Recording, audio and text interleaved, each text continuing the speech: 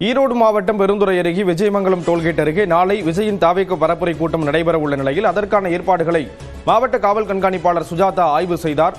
கூடுதல் தகவல்களை மண்டல தலைமை செய்தியாளர் குருசாமி வழங்க கேட்கலாம். குருசாமி, என்னென்ன ஏற்பாடுகள் செய்யப்பட்டிருக்கு, விவரங்களை பகிர்ந்து.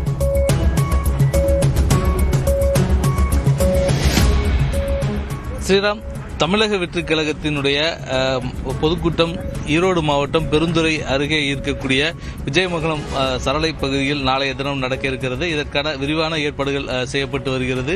இந்நிலையில் கரூர் துயர சம்பவத்திற்கு பின்னர் இந்த கூட்டம் நடைபெறுவதன் காரணமாக பல்வேறு கட்டுப்பாடுகள் விதிக்கப்பட்டிருக்கிறது. காவல்துறை சார்பில் பல்வேறு கட்டுப்பாடுகள் விதிக்கப்பட்டிருக்கக்கூடிய நிலையில் இன்று காலை அந்த கட்டுப்பாடுகள் அனைத்தும் உரிய முறையில் பின்பற்றப்படுகிறதா என்பது குறித்து ஈரோடு மாவட்ட ஆட்சியர், ஈரோடு மாவட்ட காவல் கண்காணிப்பாளர் சுஜாதா நேரில் ஆய்வு மேற்கொண்டார். அங்கு வரக்கூடிய கூட்டத்தை கட்டுப்படுத்துவதற்கான ஏற்பாடுகள் செய்யப்பட்டிருக்கிறதா, தடுப்புகள் முறையாக அமைக்கப்பட்டிருக்கிறதா என்பது உள்ளிட்ட குறித்து நேரடியாக ஆய்வு செய்யப்பட்டது.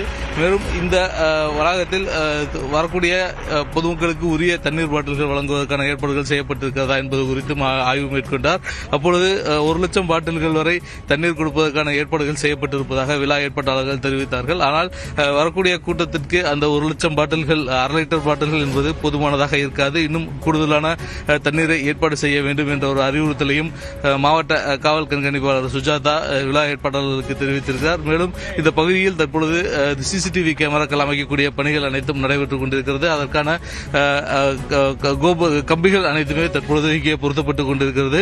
இங்கே வரக்கூடிய வளாகங்களில் அனைத்து பகுதிகளையும் முழுமையாக கண்காணிக்கக்கூடிய வகையில் சிசிடிவி கேமராக்கள் பொருத்தப்பட வேண்டும் என்ற ஒரு அறிவுறுத்தல் வழங்கப்பட்டிருந்த நிலையில் மொத்தம் 60 இடங்களில் சிசிடிவி கேமராக்கள் பொருத்தப்பட இருக்கிறது. அதற்கான ஏற்பாடுகளையும் தற்பொழுது விரைவாக நடைபெற்றுக் கொண்டிருக்கிறது. தற்பொழுது இந்த பணிகளை தமிழக வெற்றிக் கழகத்தினுடைய நிர்வாக குழு தலைமை ஒருங்கிணைப்பாளர் செங்கோட்டையன் நேரடியாக தற்பொழுது ஆய்வு மேற்கொண்டிருக்கிறார்.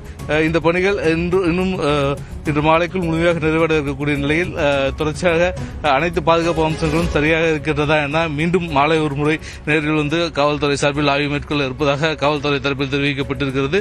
தற்பொழுது முழுமையான ஏற்பாடுகள் செய்யப்பட்டிருக்கக்கூடிய நிலையில் வேறு எந்த விதமான நெரிசல்களும் இல்லாத வகையில் ஒரு முழுமையான பாதுகாப்பு ஏற்பாடுகளுடன் தற்பொழுது கூட்டம் நடத்துவதற்கான ஏற்பாடுகள் தயாராகி கொண்டிருக்கிறது.